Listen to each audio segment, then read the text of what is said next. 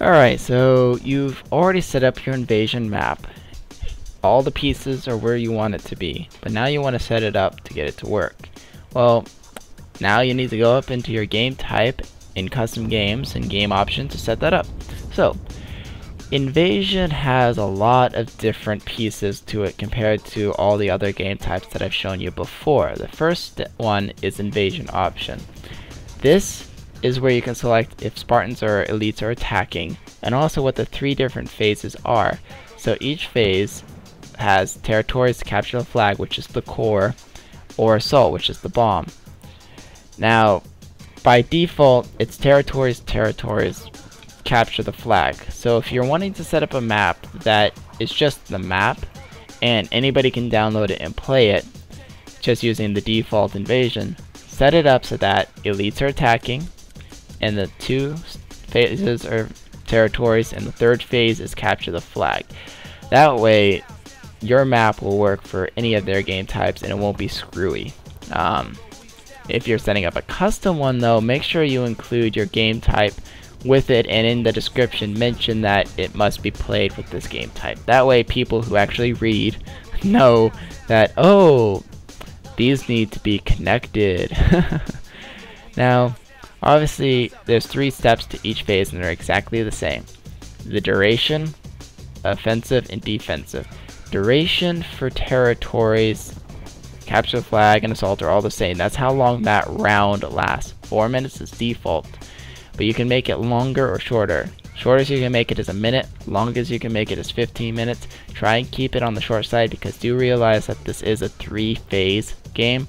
So, you know, yes, you might want to make one 5 or 10 minutes long, or maybe even shorter, though a minute is really pushing it for time.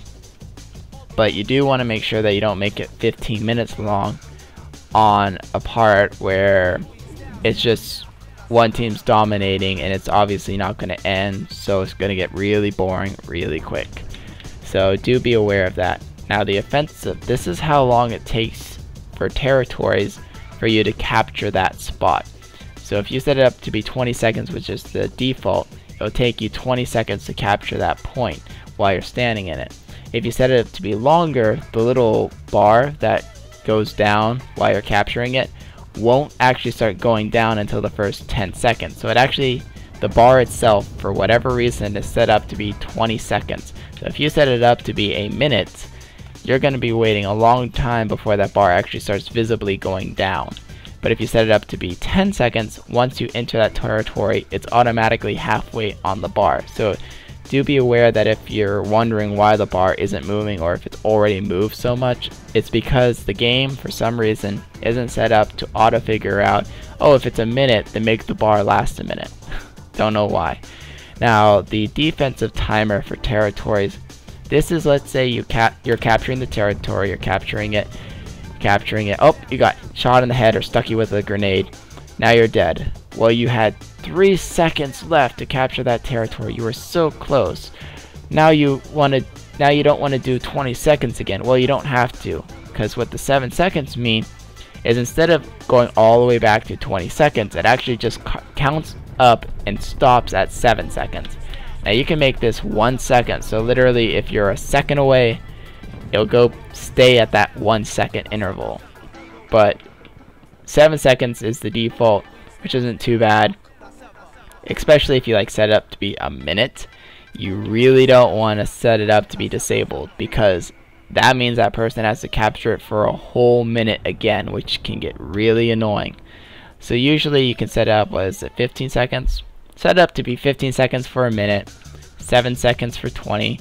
If you have it for 10, make it 5. You know, try and move it to make it equal to what it's going to be.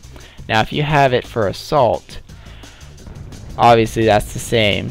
This is how long it takes for arming the bomb. So if you want it to be super quick, that's how long it's going to be for, you know, you arm the bomb, it blows up really quickly. Like I set it up to be 5 seconds once, I couldn't even run away from the bomb. That's how quickly it set up and exploded in my face. So you want to set it up to be appropriate. So, you know, takes 30 seconds to set up the bomb. This is how long it takes for them to disarm it. So you know, if you set it up to be 15 or even 10 seconds, you probably don't want it to be 7 seconds to disarm it. You probably want it to be 1 second to disarm it, just because it's such a quick time frame. Same with this. This is how long it takes for, you know, like, sorry, this one, I thought I was on defensive. This one isn't used at all. Why? Because you're not capturing anything by time. You're just carrying it to a point. But this, on the other hand, if you're, like, let's say you drop the flag or the core, this is how long it takes for the red team or the blue team to capture that point and bring it back to their base. You know, like the flag's been returned thing. This one, though, is how long you must stand on it to return. So this is why it gets confusing, because this is a return time and this is a return time. Now you can set this up to be instantaneous or disabled. So like the moment you're on it, it reappears. So if you're using a core, you want to really set up the core return time instead of this one. Even though this one does say it's return time for capture the flag, it really is this. It's kind of a confusing thing, so that's something you got to be aware of too. Now, weapons and vehicles pretty much exactly the same as any other, just like general setting is exactly the same as any other, besides number of round is by default 2. That way you play around, you're done, it resets, you switch teams. Now, if your map's a really large one, you probably want to set it up to be 1 round. If it's a really small map or it's really quick, you can set it up for 2 rounds, but usually people don't want to stick around for both rounds, especially if it's going to be a long game.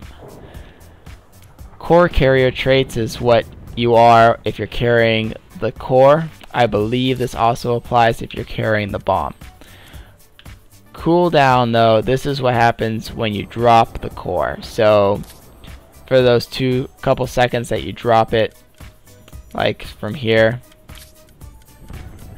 that's kind of like what will happen. So you don't drop it, run, pick it up, drop it, run, pick it up, drop it, run, pick it up. You can set up stuff to prevent people from doing that. Core carrier, this will make them slower by default. You can make it so they're faster, or you can make it so that they're invisible. You know, you can change it to however you want for the core. And like I said, I believe this is for the bomb, but don't take my word on that. It's just, I haven't tested it. But I believe it's so for the bomb carrier and the core carrier. But it does say core carrier, so I know for a fact it is that. But, you know, just something that you need to remember. You can even make it so that the sensor is, they are enhanced and 25 meters or 75 meters. So whoever's carrying it can see people around him no matter what. You can do things like that if you feel like it. But those are some of the settings that you need to remember. The major differences, though, is this one on how you set up the different rounds to be what you want it to be. And these two are kind of similar to exactly how it is when you set up assault and capture the flag in those game types. But those are also included in here because you do have those game types included. So I hope this tutorial and my how to set up an invasion tutorial helped you out. I can't wait to see the maps that you guys have created. This is MrYourWilly hitting the sack because it is 5 a.m. right now. So I am exhausted. So I shall see you all later. This is MrYourWilly signing off.